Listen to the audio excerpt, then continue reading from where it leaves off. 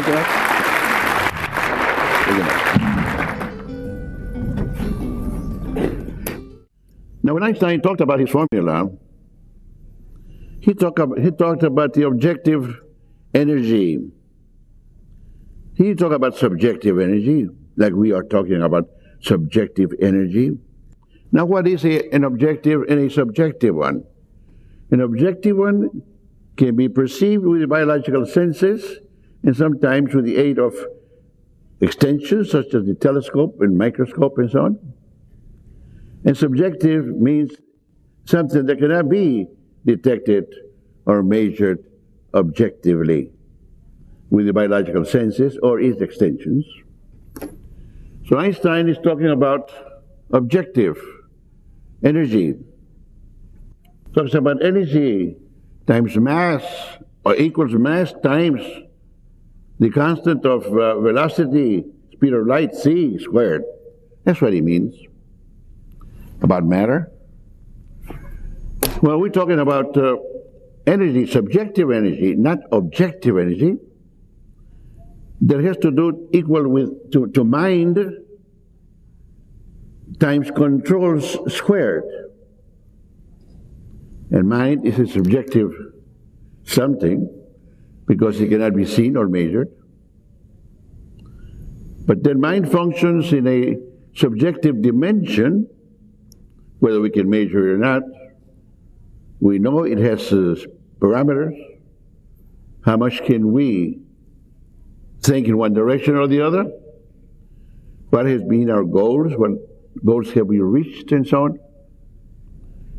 So we're changing the formula to represent our field, not Einstein's field. Subjective energy, where we are dealing with mind and its power of mind multiplied or squared.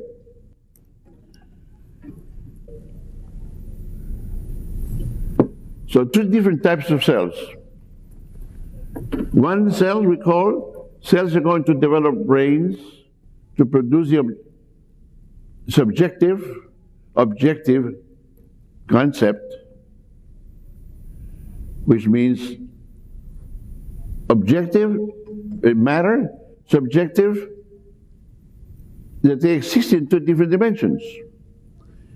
An animal exists in the objective and subjective. Plants exist in the objective and subjective.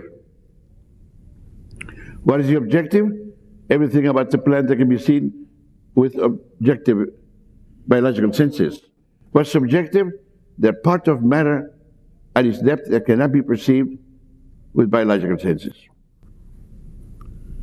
Inanimate matter has it. Animal matter has the objective and subjective. The human brain has objective, subjective, left brain hemisphere, and objective, subjective, the right one, plus the spiritual components. Now, the spiritual component is what distinguishes the animal or the human being from a common animal. We are in charge of the planet. We are the highest level of intelligence, life intelligence on this planet. There's nothing higher than us, so-called humans. If we function as we're supposed to as humans, not animal-like. And now we know that a human is not one who looks like one, is one who acts like one. There are many who appear to be humans and they're beasts. They don't care what they destroy. They're not human. They're not fully developed human beings. Something is missing. And what's missing is a spiritual factor that happens to be in the right brain hemisphere, not the left one. And can you imagine why we are going in all wrong directions now? Because we have found that 90% of humanity is using only the left brain hemisphere that does not contain the spiritual factor. And the spiritual factor is what humanizes a person. Now you wonder why we are in this field try to straighten out that problem, to see if we have enough time now to educate as many human beings as fast as we can to prevent the destruction of the whole planet because of ignorance. Not knowing that we are the gods of the planet. And those that think they are do not know how to use the powers that God has given them to act as gods. They use it for destructive purposes instead of constructive purposes. Now we know why we're in trouble, but now it's your job as much as it is mine to see if we can straighten these out. Because I believe that the planet, the way it's going, is not going to go too far from now on into the future at the rate it's going. Because we're not improving.